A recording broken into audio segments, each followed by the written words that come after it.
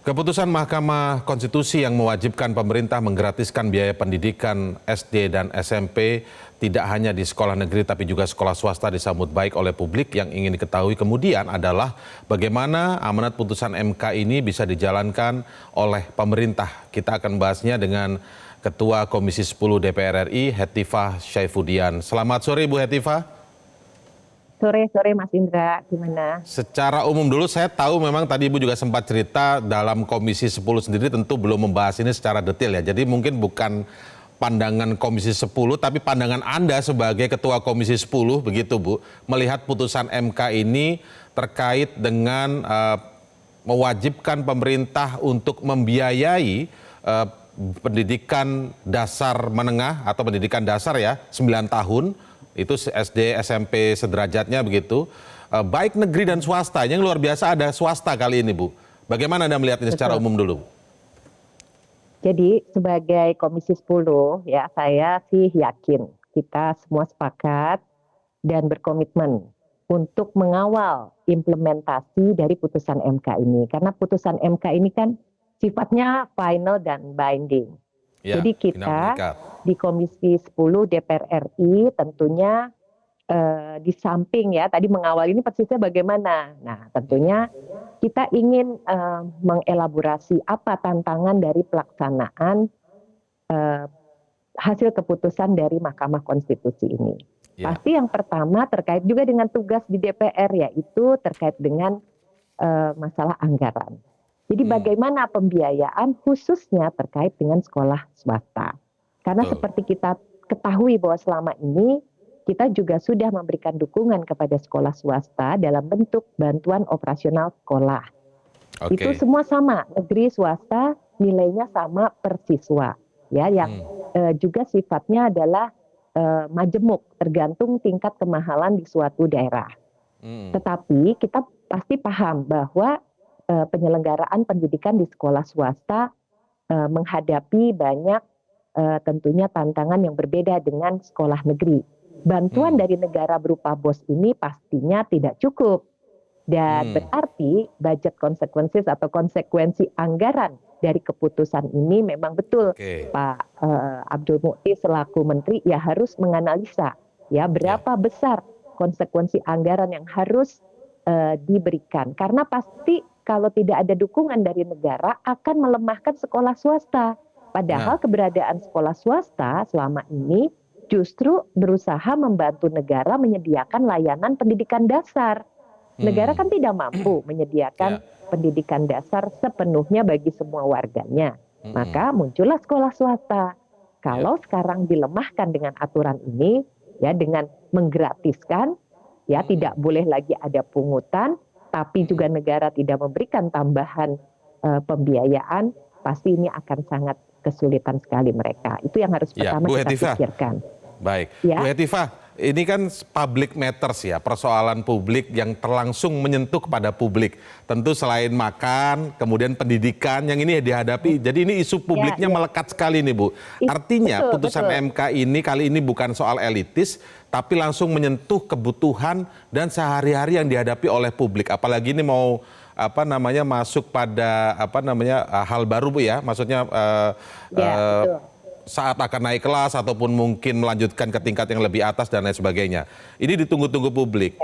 Kira-kira Bu secara teknis putusan MK ini, putusan MK ini bisa dimultitafsirkan nggak Bu? Maksudnya gini, publik happy nih, bahagia dengan adanya putusan MK ini.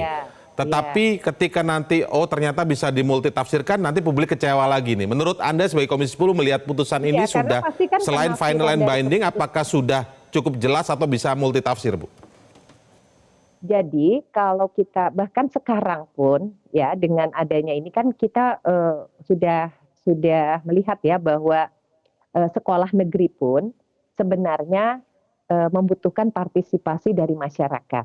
Nah multitafsirnya misalnya apakah boleh jika sekolah misalnya memungut tambahan biaya walaupun itu untuk kepentingan mereka. Katakanlah sekarang mau studi tour misalnya seperti itu ya, atau mau perpisahan, atau mungkin ada beberapa sekolah ingin menambahkan fasilitasnya yang ekstra dari apa yang mampu dibiayai oleh dana BOS. Sejauh mana hal itu dimungkinkan? Itu sering multitafsir kan? Jadi dianggap sebagai pungutan liar, walaupun komite sekolah, anggota masyarakat, termasuk mungkin juga perusahaan-perusahaan di sekitar sekolah itu sebenarnya ingin membantu pendanaan di sekolah.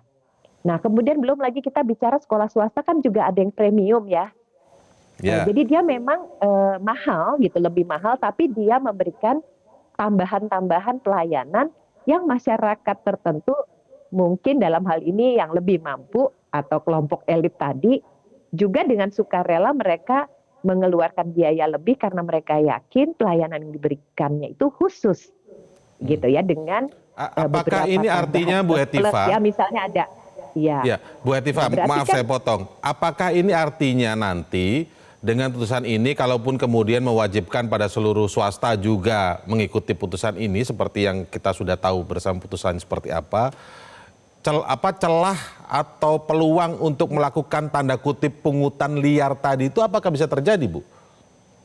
Atas nama memenuhi biaya operasional yang memang sekolah swasta dengan sekolah negeri tantangannya berbeda, Anda sebut tadi. Iya, ya jadi sekolah negeri saja gitu ya, sebetulnya jika itu disetujui oleh komite untuk kepentingan tertentu, sebenarnya partisipasi itu tetap penting.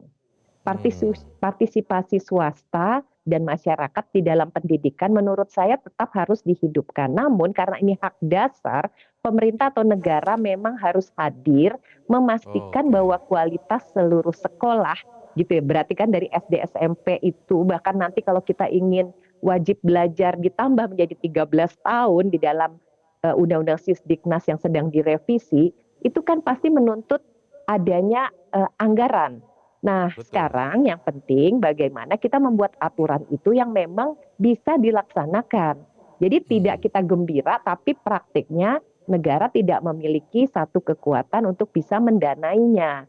Nah, menurut saya gitu ya, sebetulnya kita itu memiliki cukup leluasa anggaran pendidikan dengan adanya mandatory spending 20% anggaran pendidikan sekurang-kurangnya dari APBN dan APBD itu, berarti bahkan boleh lebih dari 20% jika penggunaan 20% ini kita buat menjadi lebih tepat sasaran dan lebih fokus kepada urusan pendidikan dasar dulu. Berarti kan sebenarnya uangnya ada, hanya berarti kita prioritas kemana dulu.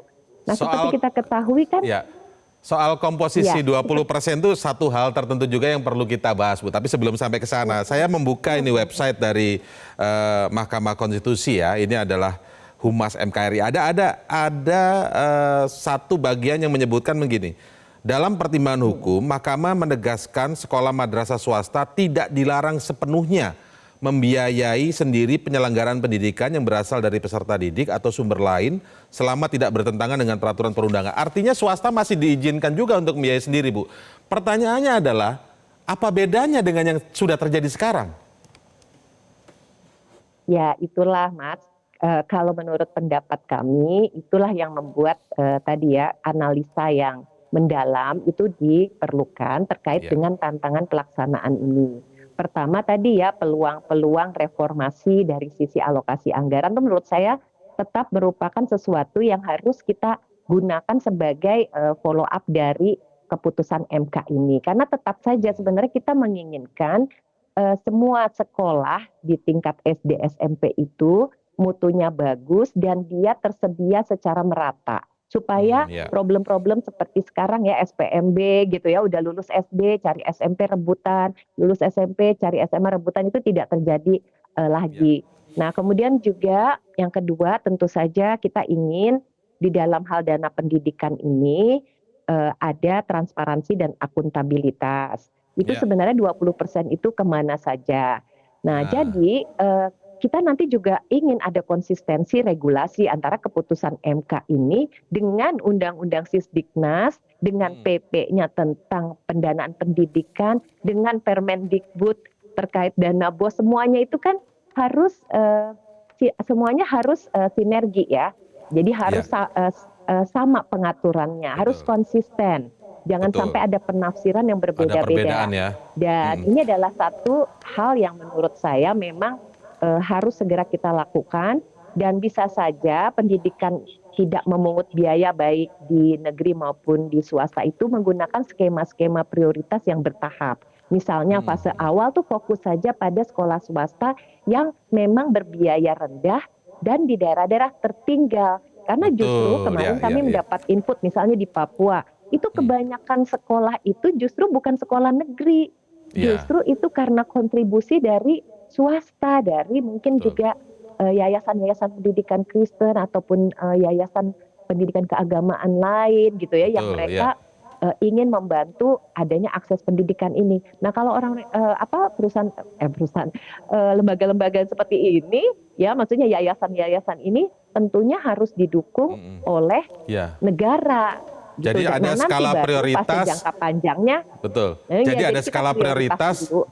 dan pemetaan tentang sekolah-sekolah swasta dulu, karena jenisnya Swasta banyak Bu ya. seperti apa? Ada Ya, sekolah karena swasta beda-beda, Mas, yang gitu. hadir Jadi, di daerah-daerah untuk justru membantu pemerintah menyediakan akses pendidikan begitu, tapi memang biayanya ya, rendah, bukan dari pemerintah karena tapi biaya banyak rendah begitu ya. Banyak kan Oke. sekolah swasta itu justru menjadi pelarian dari anak-anak yang tidak diterima di sekolah negeri. Betul. Jadi yang dari sisi kemampuan akademiknya mereka lebih rendah, dari sisi kemampuan ekonominya lebih rendah.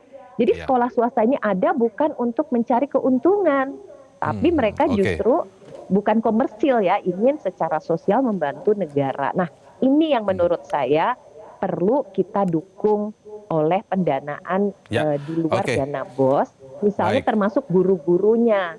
Gak apa-apa guru-guru ASN dipekerjakan di sekolah-sekolah swasta seperti ini, supaya mereka Yang bisa pasti Bu membantu Hetiva, adanya pendidikan ini yang adalah nyata. baik. Yang pasti Bu Hetiva, ini adalah kabar baik yang dinantikan oleh masyarakat. Pasti. Dan tinggal bagaimana implementasinya kita nantikan nanti Komisi 10 kapan mungkin akan rapat dengan pendapat dengan Kementerian Dikdasmen ya, Bu Hetiva ya. Tentu saja kita menantikan secara detail pembahasannya dan akan bisa segera diwujudkan meskipun memang itu bertahap dan ada skala prioritas tadi. Terima kasih Bu Hetiva atas waktunya bersama kami, Ketua Komisi 10 Hetiva Saifudian dari Ketua Komisi 10 DPR RI. Terima kasih atas waktunya bersama kami di Metro hari ini. Jelajahi cara baru mendapatkan informasi. Download Metro TV Extend sekarang.